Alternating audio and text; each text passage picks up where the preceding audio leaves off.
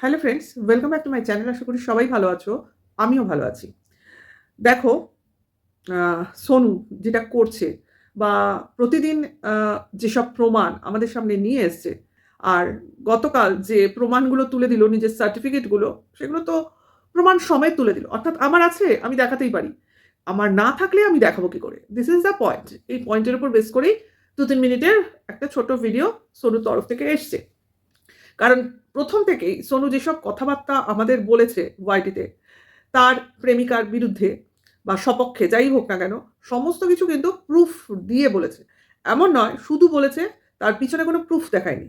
সমস্ত প্রুফও দিয়েছে। কারণ এর থেকে আমরা এইটুকু আ এই সিদ্ধান্তে আসতে পারি যে, ছেলেটা যেটা বলছে সেটা ঠিকই বলছে।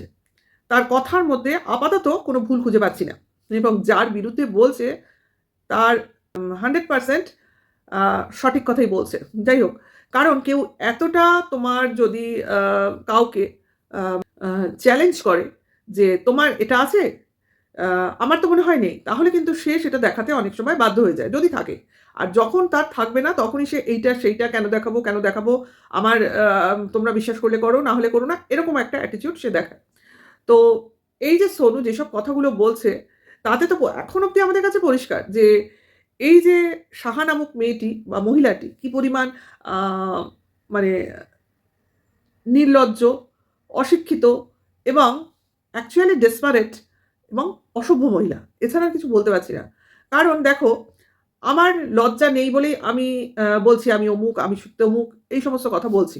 এই ডিপ্লোমা আছে, আমি এখানে চাকরি করেছি, আমি কি জানি জাভেদ হাবিব থেকে কাজ শিখেছি। আচ্ছা, জাভেদ হাবিবে কাজ করতে গেলে মনে হয় আম একটা টাকা দিতে হয়। টাকা দিয়ে কাজ শিখতে হয়। এমন নয় আমি গেলাম, আমাকে নিয়ে নেবে, এমন নয়। যাই হোক, আমার যতদূর মানে অভিজ্ঞতা তার থেকে বললাম।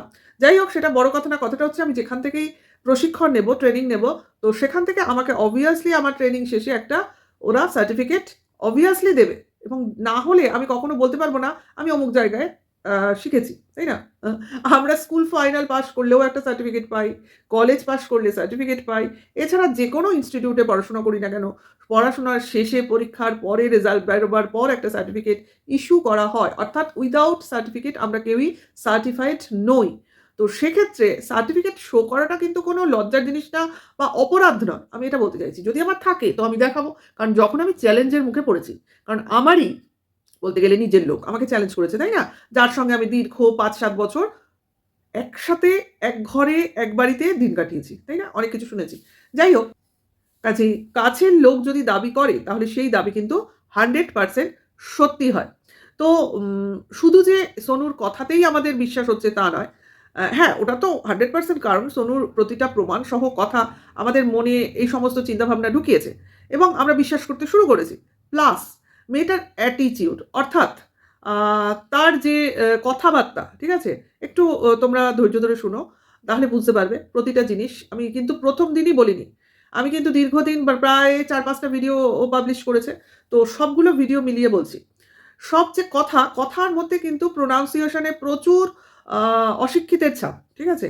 হ্যাঁ, ২-১ টা ইংলিশ কথা বলছে বটে, কিন্তু সেটা আজকাল সবাই বলে। সবাই বলে, কানে শুনে বলার মতো অবস্থা। হ্যাঁ? কিন্তু যখন সেন্টেন্স মেকিং করে তো সেখানে অজস্র ভুল। যেমন কমিউনিটি পোস্ট তার প্রমাণ। হুম, হুম। কি যেন একটা লিখেছিল বার্থডে সম্বন্ধে। যাই হোক, আমার এই মুহূর্তে ভুলটাও মনে পড়ছে না। যাই হোক, আ সেই সম্পর্কে ওর ভিউয়ার্সরাই ওর কমেন্টস বক্সে উত্তর দিয়ে গেছে যে, "এটা কি ধরনের ইংলিশ? এটাই তো তোমার শিক্ষার পরিচয় দিচ্ছ।" যাই হোক, ইংলিশ জানে না মানেই সে অশিক্ষিত তা নয়। ইংলিশটা নাই জানতে পারে। কিন্তু বাংলাও উচ্চারণ তো খুবই সুন্দর। তার মধ্যে হিন্দি, ইংরেজি, বাংলা সব মিলিয়ে কথা বলার চেষ্টা করছে। যাই হোক, সেটা কথা না। সেটাও যদি আমরা একটু ক্ষমাঘেন্না করে নিই, হতেই পারে। কিন্তু তারপরে যে ডিগ্রিগুলোর নাম করছে, সেইগুলো যে একটা নোবেল প্রফেশন, সেই প্রফেশনটার অপমান করছে ১ নম্বর। দ্বিতীয়, আ সমস্ত কথার পরিপ্রেক্ষিতে obviously একটা যেটা থাকে মেডিকেল সায়েন্স, অবশ্যই তো এটা মেডিকেল সায়েন্সের অন্তর্গত। ফিজিওথেরাপিস্ট তো not a matter of jokes. এটা কোনো ইজি প্রফেশন নয়। পড়াশোনা করতে হয় রীতিমতো। তো সেইখানে একটা আমি আগেও বলেছি, এখনো বলছি, একটা এনরোলমেন্ট নাম্বার থাকে, যেটা ছাড়া কিন্তু এই প্রফেশনে করা যায় না। আ obviously এটা কিন্তু তখন পানিশেবল হয়ে যায়। ঠিক আছে? ওই কোয়াক, কোয়াক কোয়াক ডাক্তারের মতো ব্যাপার হয়ে যায়। তো সেটা বললেও একরকম যে আমি কোনো কিছু পাস করিনি কিন্তু আমার এইরকম নলেজ আছে। আমি তোমাদের হেল্প করতে পারি। সেটা কিন্তু অন্যরকম হলো। তোমার সততার পরিচয় হলো। কিন্তু আমি কিছুই করিনি অথচ আমি বলছি অনেক কিছু করেছি। তাহলে কি হলো? আমি মিথ্যার আড়ালে আমি একটা আ প্রফেশনাল লাইফ তৈরি করতে চাইছি। যেটা কিনা ভবিষ্যতে আমাকে আরো আ তোমার কি বলবো? শাস্তির পথের দিকে এগিয়ে দেবে। সত্যিকারে এগুলো হচ্ছে লোক ঠকানো প্রফেশন। যেগুলো বলছে। মানে লোক ঠকানো একটা বিজনেস করতে চাইছে। সেটা কথা না। এইবার চলে আসি কোন জায়গাগুলোয় আরো আমার বেশি করে সন্দেহ হলো। দেখো যারা ফিজিওথেরাপিস্ট হবে না? বা যারা তোমার যোগাসন শেখাবে, তাদের কিন্তু একটা আ অনেক নিয়ম-কানুন থাকে। আমি জানি এগুলো। কারণ আমার কাছে যোগাসনের বই আছে।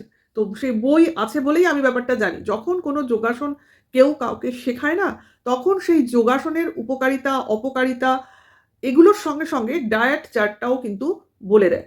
অর্থাৎ এই আসন করলে তোমার কি উপকারে আসবে এবং এই আসন কাদের, কাদের করা বারণ।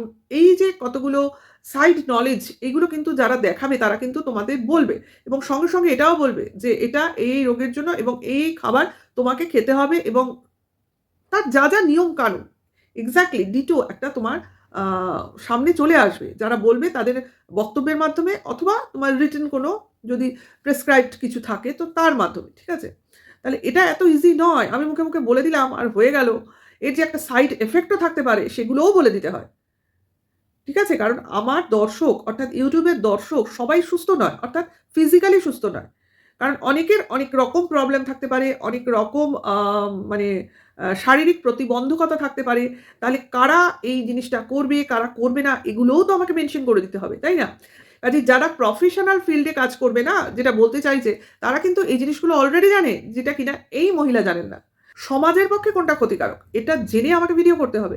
তো exactly this is the point যে আমি এমন কিছু করব না যাতে সমাজের কোনো ক্ষতি হয়, সমাজবদ্ধ মানুষজনেদের কোনো ক্ষতি হয়। ঠিক আছে? কাজেই এই জায়গাতেই হচ্ছে আপত্তি। তো সোনু তো তার কথা পুঙ্খানুপুঙ্খ মিলিয়ে দিচ্ছে এবং যখন সার্টিফিকেট দেখাবে না বলে ডিনাই করেছে হ্যাঁ, এবং তার সঙ্গ দিয়েছে বেশ আমাদের সেই প্যাশন বুড়ি। হ্যাঁ, বুড়ি বলছি আমি কিন্তু তাকে বৃদ্ধ বলার জন্য নয়। ওটা একটা জাস্ট নাম ধরে নাও। কারণ আমাকেও লোকে কিন্তু বুড়ি বলে। কারণ অলরেডি আমার নামও বুড়ি। হ্যাঁ? মানে ছোটবেলায় সবাই বুড়ি বলে ডাকতো, ডাকনাম ছিল। কাজেই বুড়ি নামটাকে কিন্তু আমি কিন্তু বৃদ্ধ হিসেবে ধরি না। ওটা একটা জাস্ট নাম দেওয়ার জন্য দিলাম, সেটা কথা না। আ উনি যথেষ্ট ওই মহিলার পরে কথা বলেছেন। কেন দেখাবে? আমরাও তো দেখাই না। মানে অবাক লাগে না? উনি বলে শিক্ষিত, উনি বলে মানে চাকরি করেন, উনি বলে আ একটা সেই লেভেল বিলং করেন। তো উনি এরকম একটা মহিলার পাশে দাঁড়িয়ে উনি বলছেন মেন্টালি যে, "তুমি কেন দেখাবে? তোমার দেখানোটা কথা নয়। আমরা তো এখানে YouTube এ সবাই চ্যানেল ক্রিয়েট করতে পারি। সবাই কি কে কতটা পড়াশোনা করেছে তার ডিগ্রি নিয়ে দেখাচ্ছে? না, দেখাচ্ছে না। কারণ আমরা সেরকম প্রফেশনাল ফিল্ডে কিছু দেখাচ্ছি না বা মুখে বলছি না। কিন্তু এখন যদি আমরা আ তোমার কোর্টের কেসের বিভিন্ন সেকশন নিয়ে বলতে থাকি এই ভিডিওতে, তাহলেই তখন প্রশ্ন আসবে, "আপনি কি উকিল? আপনার কি ওকালতির কোনো ডিগ্রি আছে? আপনার কি কোনো রেজিস্ট্রেশন নম্বর আছে?" এইসব কথাগুলো চলে আসবে। আর আমি যদি কোনো উকিল না হই, তাহলে এগুলো বলার আমার jurisdiction থাকবে না।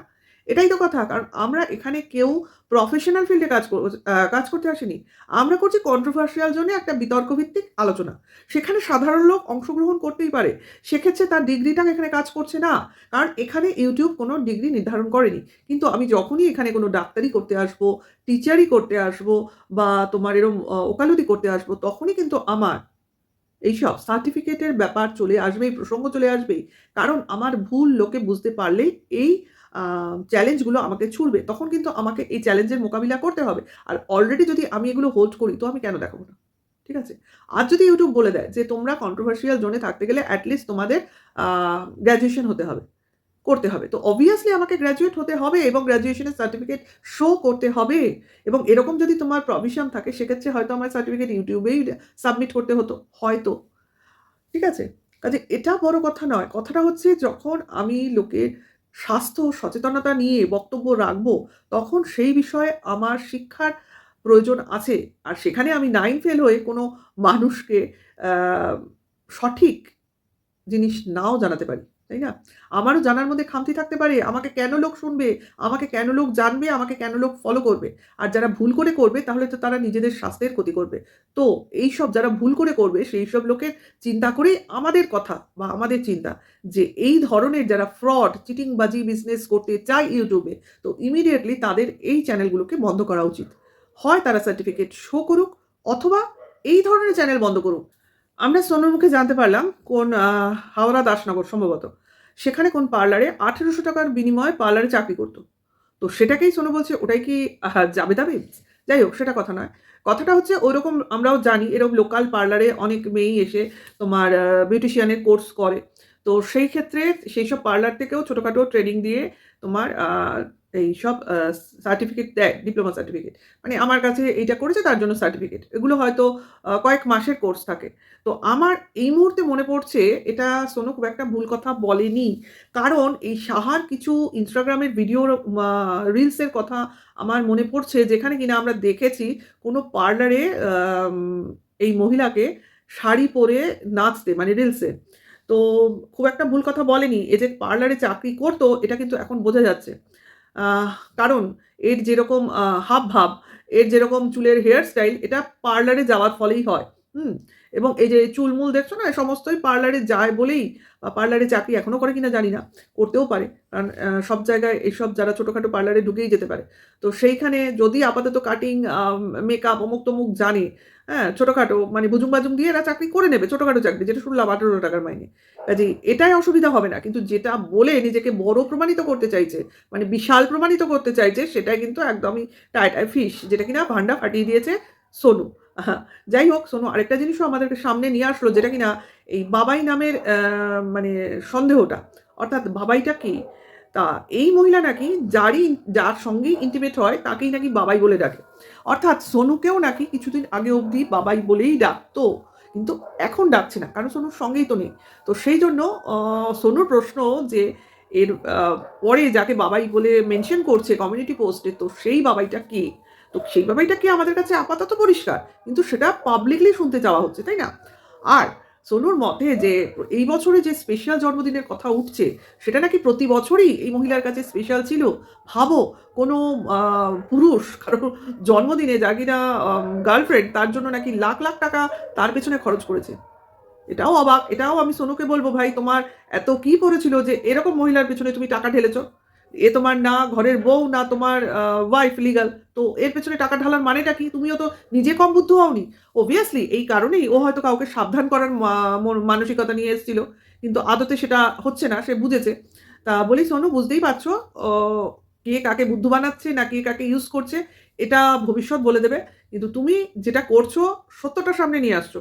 এটাই অনেক বড় কথা। যেটা কিনা অনেকেই করতে পারে না। obviously প্রুফ আছে বলেই প্রতিটা সত্য সামনে তুলে ধরতে পারছে এবং আমাদের বিশ্বাসযোগ্য করে তুলছে। তো এখন বোঝা গেল এই মহিলা হলো গিয়ে অর্থের পিচাস। কারণ এতদিন সোনুর অর্থের সদ্গতি করেছে। এখন কারো একজনের করছে। যে কিনা এখন প্রেজেন্টলি বাবাইয়ের নামে পরিচিত। তো দেখা যাক কি হয়। কারণ ক্রমশ তো ডে বাই ডে অদ্ভুত, অদ্ভুত প্রমাণ আমাদের চোখের সামনে চলে আসছে এবং অনেকের মানে চেহারাটা, নোংরা চেহারাটা আমাদের সামনে স্পষ্ট হয়ে উঠছে। ভাই এই নোংরামি নিয়ে এতগুলো বছর YouTube এ ভিডিও করে, ব্লগিং করে থাকলো কি করে? থাকলো কি করে? নাকি আ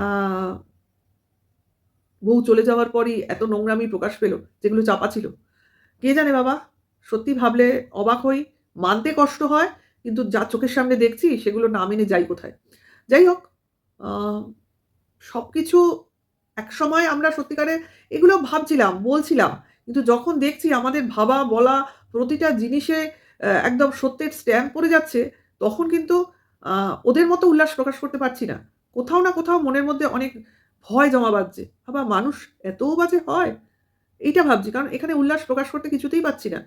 কারণ এখানে একটা বাচ্চার ভবিষ্যৎ জড়িয়ে রয়েছে। সত্যিকারের। আমার মনে একটুও আনন্দ হচ্ছে না। কারণ আমি চাইছিলাম যে আর যাই হোক বাবা যেন বাবা হয়। এইটুকু আমি চাইছিলাম। সে আর যাই হোক, সে হয়তো বউকে ভালোবাসে না। সে হয়তো তার মানে তার মধ্যে তোমার ভালোবাসার কোনো ইয়ে নেই, সত্তা নেই। সে হয়তো কাঠখোট্টা। এইগুলো ভেবেও একটু রাগ হলো ঠিক আছে। কিন্তু এত নোংরামি কারোর শরীরে রয়েছে সেটা ভাবলে তো ঘেন্না মনের মধ্যে ঢুকে যাচ্ছে আমাদের। তখন মনে হচ্ছে এই বাচ্চাটা ঐরকম বাবার সঙ্গে থাকার থেকে না থাকা ভালো মনে হচ্ছে। যাই হোক, আরও হয়তো অনেক কিছু আমাদের সামনে প্রকাশ হতে চলেছে সামনের দিনগুলোতে। কারণ একটু, একটু করে যেভাবে চলে আসছে সত্যর সামনে আমাদের হজম করতে কষ্ট হচ্ছে, তাই না? যাই হোক, যা হয় আবারও বলব ভালো হয়, যা হচ্ছে ভালোর জন্যই হচ্ছে। তো ভিডিওটা এখানেই রাখি। নেক্সট ভিডিওয় খুব তাড়াতাড়ি আবার তোমাদের সামনে আসবো। এখনকার জন্য এইটুকু। Tata, by.